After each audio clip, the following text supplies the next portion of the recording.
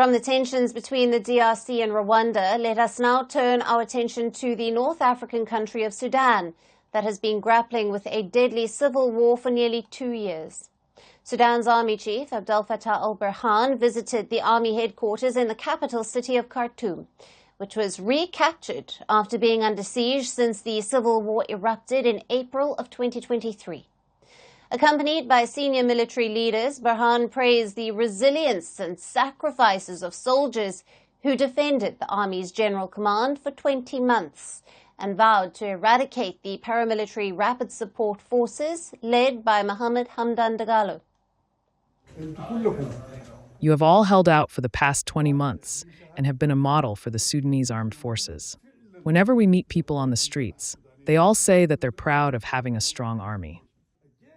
The Sudanese people stand behind the army, and we are all witnessing now how the entire people is supporting us in this battle. This battle is nearing its end, and these rebels, rapid support forces, shall cease to exist.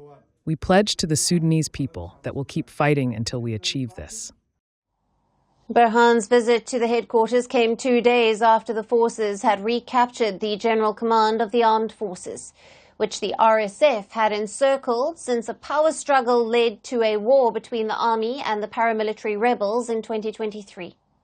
The recapturing of the complex is the biggest victory for the army yet, particularly in the capital region, since the reclamation of Khartoum's twin sister Omdurman nearly a year ago.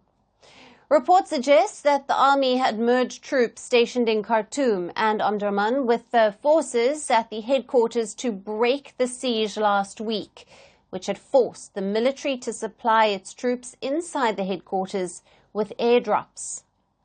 Army Chief Burhan was himself allegedly also trapped inside the complex for 4 months before emerging in August of 2023 and fleeing to the coastal city of Port Sudan. Now, Burhan's visit to the headquarters have coincided with the increasing clashes between the army and the RSF in recent days across the country, including in cities such as Omdurman, Bahri and El-Fasher. On Sunday, the United Nations said around 70 people were killed in an attack by the RSF on the only functional hospital in the besieged city of El-Fasher in Sudan's western Darfur region. However, the RSF accused the army and its allies of striking the hospital. The attack on the Saudi teaching maternal hospital came as the group was experiencing apparent battlefield losses to the Sudanese military and allied forces.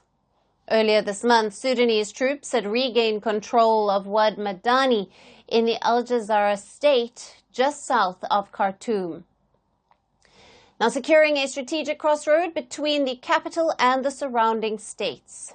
Still, Sudan's western Darfur region and large parts of the south are under the RSF's control, while the army controls only the north and east of the country. Greater Khartoum is carved up between them. But as the army makes significant gains and weakens the RSF's control in Sudan, it is yet to be seen whether the two warring leaders will sit at the negotiating table and discuss an end to the war, which has unleashed a humanitarian disaster of epic proportions. We're calling the show Vantage. We hope you like what we put together for you. Touted as the minimum defense from that video. India's neighbors were the first to send the special edition of Vantage live from the White House throughout this week. Yes, Hindu Mandir in we're on our way to Tel Aviv. Measure, but it's also the perfect way to drive.